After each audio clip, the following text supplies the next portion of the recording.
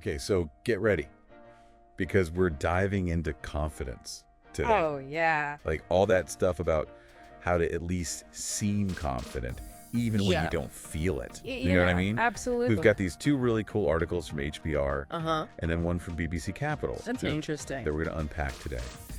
And it's everything from like, power opposing to imposter syndrome. I think this is going to be a really interesting deep dive because all of these articles Right. really look at how we perceive things. Mhm. So both our own perception, but how other people perceive us. Exactly. And how much is tied to that for success, Absolutely.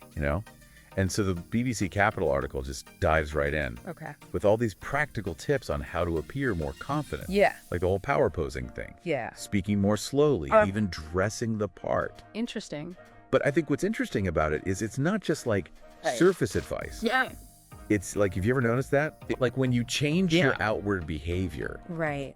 that even your internal state starts to shift a little. Oh, absolutely. Because what's so fascinating about how our minds Yeah.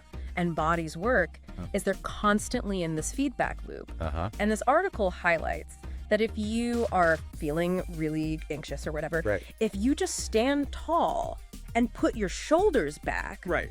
it can actually trigger Yeah. physiological changes that make you feel more in control. Yeah. It's like your body's telling your mind, okay, Yeah. we got this. We got this. Let's do this. Right. So, but it's not just about like tricking ourselves, right? Yeah. Like this first HBR article talks about how appearing confident can actually make other people think that you are more competent. Yeah. And so what are the implications of that? The huge implication. Especially in like a workplace setting, Oh, absolutely.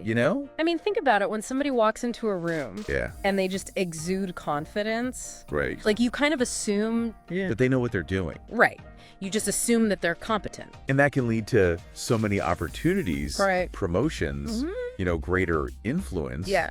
in Yeah. a team. Uh-huh. And it's like a snowball effect. Right. So that confidence breeds this perceived competence, which then leads to more opportunities to actually then become more competent. Totally. So there is a benefit then to Yeah. at least appearing confident. For sure. But I'm curious, like, where's the line between like That's a good question. healthy confidence Right.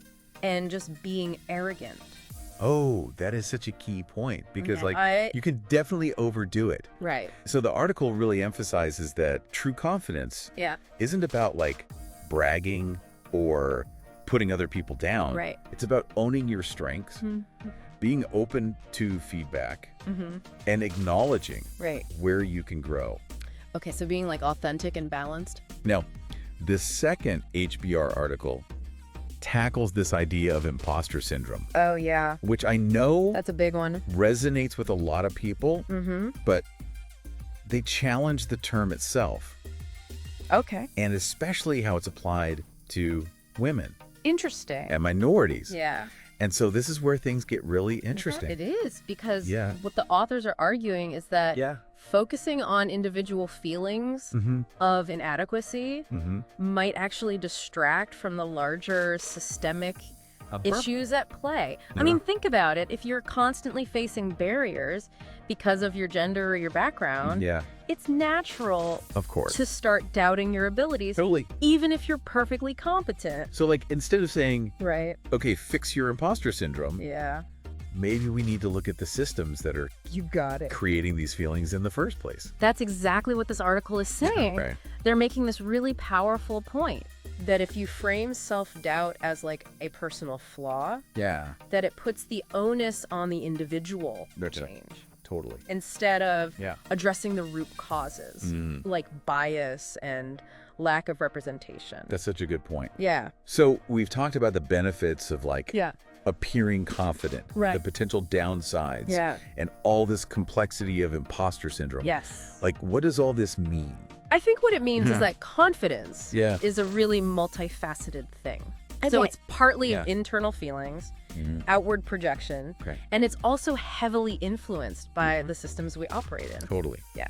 So while we can use techniques Yes. to project confidence, we have to be really mindful Right. of the larger context. Exactly. And instead of just focusing on Yeah. like fixing individuals, what if we put more effort into creating environments where Yeah. everyone feels valued and supported. That's such a good point. It's something I'm going to be thinking about. Me too.